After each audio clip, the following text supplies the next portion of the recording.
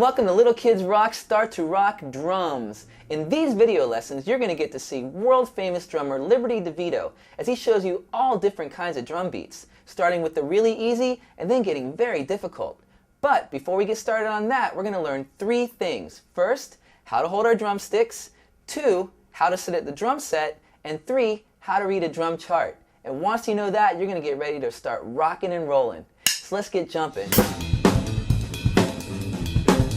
Okay, so let's talk about how we hold our drumsticks the right way.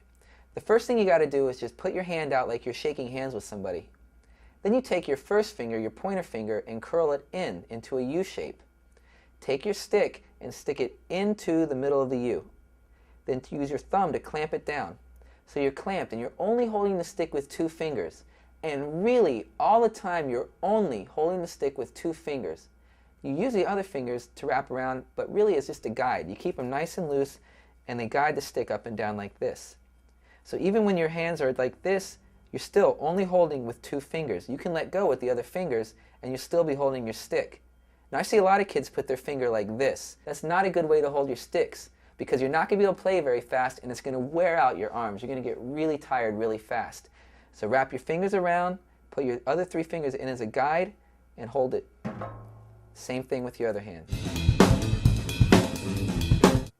Alright, when you sit down at the drum set, it's really important that you're comfortable. I've seen a lot of kids sit down at the kit exactly like it is and try to play it.